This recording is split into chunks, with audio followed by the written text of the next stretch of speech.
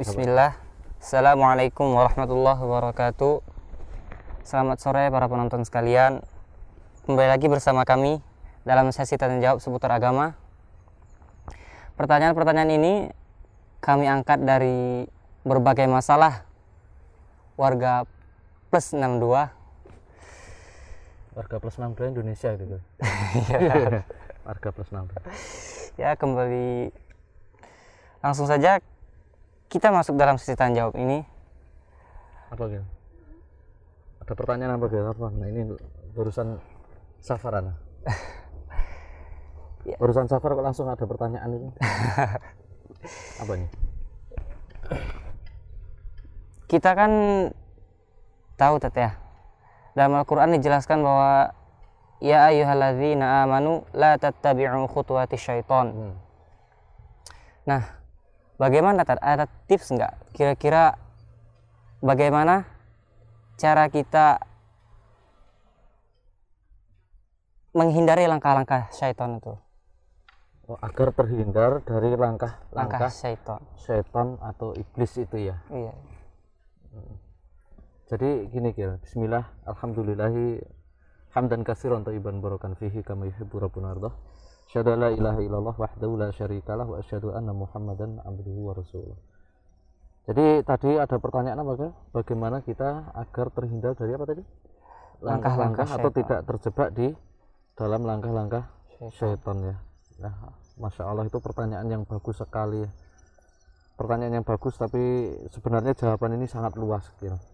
Tapi mungkin saya singkat saja, sedikit saja ya. Sebenarnya simpel ya, agar kita terhindar dari langkah-langkah syaitan atau jebakan-jebakan ranjau iblis itu. Jawabannya simpel, mudah. Allah Subhanahu wa taala berfirman kan, setelah Allah Subhanahu wa taala mengkisahkan tentang janji syaitan, janji iblis ketika dilaknat oleh Allah Subhanahu wa taala, dikeluarkan dari surga. Mereka kan berjanji apa? La uwiyannahum ajma'in kan gitu. Syaitan itu dia akan selalu menggelincirkan manusia dari mana saja. Dikisahkan di surat lain, di surat Ar-Ra'd, "Summa la'atiyannahum min baini aydihim wa min khalfihim wa an aymanihim wa an syama'ilihim wa an syama'ilihim wa la tajidu aktsaruhum syakirin." Ya. Jadi dia itu akan selalu mendatangi kita dari arah mana saja, depan, belakang, samping, kanan atau kiri, dan dari mana saja itu kita akan selalu digoda oleh syaitan. Dan syaitan selalu membuat langkah-langkah khutuwat yang itu step by step berbeda-berbeda gitu ya. Maksudnya berbeda-berbeda itu langkahnya, mereka juga sabar berjuang gitu. Itu sifatnya syaitan, berjuang itu ya sedikit demi sedikit, dari yang besar sampai yang terkecil atau dari yang terkecil sampai yang terbesar. Agar terhindar dari semua itu ya simpel ya. Kita ibadah, kita ikhlaskan kepada Allah dan berdoa kepada Allah. Tapi selain dari itu jawaban simpelnya, walaupun ini sebenarnya luas ya. Tapi di lain sisi gini, kita harus mengetahui sebagaimana yang dikatakan oleh Imam Ibnu Qayyim Al-Jauziyah rahimahullah taala, kita harus mengetahui langkah-langkah atau jebakan-jebakan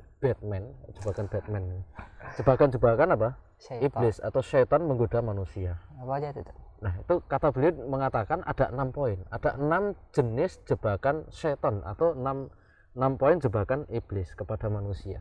Jadi syaitan itu step by step, ada 6 langkah itu tadi. Yang pertama, syaitan itu menggoda manusia, memberi perangkat atau jebakan kepada manusia itu menuju ke kemusyrikan atau kekafiran, kemusyrikan. Jadi intinya syaitan itu nggak ridho kalau kita itu beramal soleh, kalau kita itu mengikhlaskan ibadah kepada Allah itu nggak ridho. Makanya dia membuat jebakan-jebakan yang luar biasa. Yang pertama itu adalah membuat jebakan kemusyrikan atau kekafiran. Kenapa kok kemusyrikan dengan kekafiran? Karena orang kalau sudah jatuh kepada jebakan yang pertama ini, musyrik atau kafir, dia amalannya semuanya batal. Gitu loh. Amalannya semuanya batal. Dia 70 tahun muslim, 70 tahun beramal soleh. Ketika akhir hayatnya 75 tahun, seandainya dia wafat 75 tahun, 74 tahun setengah, tiba dia terkena jebakan syaitan atau terkena jebakan iblis, jebakannya kemusyrikan, kemudian jebakannya apa, kekafiran, ya batal. Itu yang diinginkan syaitan ya. Batal semua itu ibadahnya. Batal semua ibadahnya gitu kan. Nah, itu ayatnya jelas, banyak sekali ayat yang mengatakan seperti itu, la in asyrakta la yahbatuna amaluka dan sebagainya. Itu ayat-ayat yang semisal ini sangat banyak. Kemudian yang kedua, ini saya singkat saja ya, ini karena ini sudah sore mau menjelang maghrib ya. Ini yang penting antum tahu dulu langkah-langkah atau jebakan-jebakan setan itu apa saja. Yang pertama apa tadi? Kemusyrikan atau kekafiran itu ya. Yang kedua, setan itu akan menggoda kepada kita, yaitu membuat jebakan, yaitu kepada amalan atau perbuatan kebid'ahan atau perbuatan yang itu apa namanya tidak dicontohkan oleh Rasulullah Shallallahu Alaihi Wasallam, dan ini paling disukai iblis gitu ya. Para ulama jelas mengatakan gitu, bahasanya kebid'ahan itu lebih disukai iblis dan setan daripada apa? Daripada maksiat. Kenapa? Orang yang mengamalkan kebid'ahan, dia merasa senang dengan amalannya dan merasa benar dengan amalannya dan menganggap amalannya itu sebuah kebenaran. Makanya ketika diberikan hidayah kebenaran yang sesungguhnya, dia tidak mau. Kenapa? Anggapan amalannya itu sebuah kebenaran, maka nggak mau. Itu jebakan. Oh, berarti orang yang seperti itu sudah terkena apa? Jebakan iblis, jebakan syaitan. Ya tentunya banyak alasan ya kenapa bid'ah itu sangat bahaya dan kenapa itu bid'ah itu adalah termasuk jebakan iblis yang sangat luar biasa dahsyatnya, dampaknya kepada kita itu sangat luar biasa dan ancamannya pun jelas gitu ya di dalam Al-Quran ataupun Sunnah. Siapa yang mengamalkan amal soleh kemudian tidak dicontohkan Rasulullah, maka dia tentunya amalan tersebut ditolak. Kalau amalan ditolak ya sama saja amilatun nasibah kan, beramal tapi capek ya. Capek nanti kembalinya ke siapa? Temannya di akhirat. Ya temannya sama syaitan kan gitu ya. Karena bid'ah itu berbahaya. Itu yang kedua. Langkah yang kedua, iblis itu menggoda manusia gitu ya. Langkah yang ketiga, iblis itu menggoda manusia itu adalah menjebak kita itu kepada amalan-amalan dosa besar. Nah, ingat ya, yang pertama apa? Itu jebakan yang pertama adalah kemusyrikan. Yang kedua adalah kebid'ahan atau amalan yang tidak dicontohkan oleh Rasulullah SAW. Yang ketiga, iblis akan menggoda manusia kepada amalan-amalan yaitu apa? Dosa besar, yaitu al-kabair. Bagaimana bentuknya? Banyak sekali. Para ulama mengatakan di antara bentuk kabair itu kita dihadapkan dengan apa ya namanya sekarang itu reinkarnasi, perubahan nama-nama dosa besar, sehingga kita manusia itu kaum muslimin terutama dikaburkan tentang takrif atau definisi dosa-dosa besar gitu ya.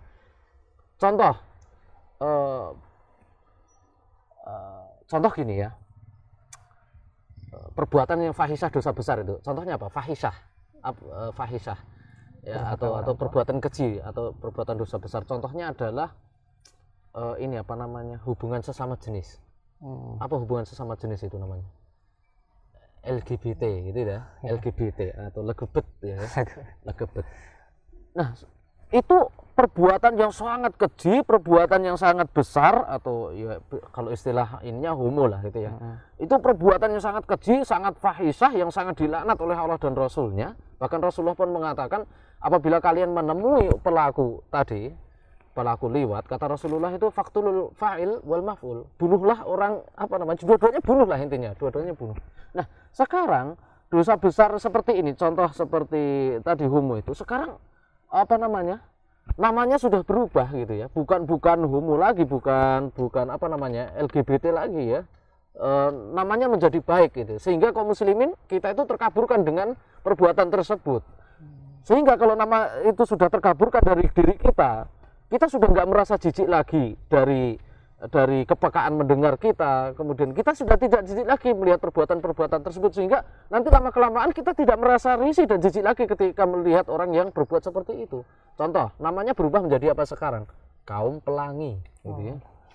LGBT kaum pelangi. Pelangi itu kan indah gitu ya. Padahal itu adalah sebuah dosa besar yang sangat terlaknat gitu ya, dosa besar. Contoh lagi riba. Riba sekarang namanya berubah menjadi bunga gitu.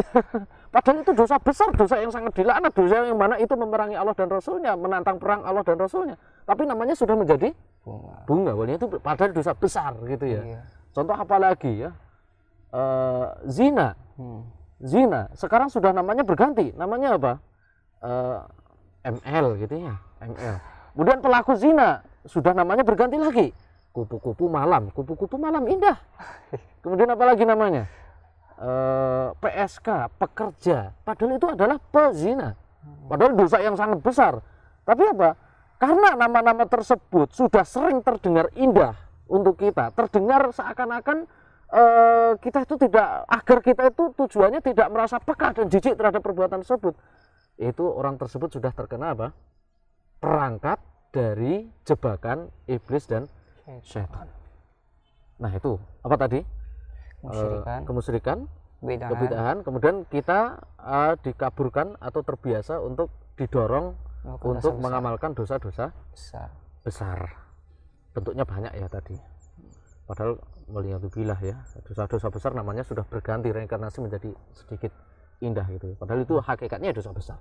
Kemudian yang keempat, kata Imam Ibnu Qayyim, di antara bentuk jebakan iblis atau syaitan itu kata beliau adalah terbiasa meremehkan dosa-dosa kecil. Itu dosa-dosa kecil. Dosa-dosa kecil terbiasa. Yaitu tidak terlalu perhatian terhadap dosa-dosa kecil. Iya, dia tidak apa namanya? Tidak mengamalkan dosa besar, menghindari dosa besar.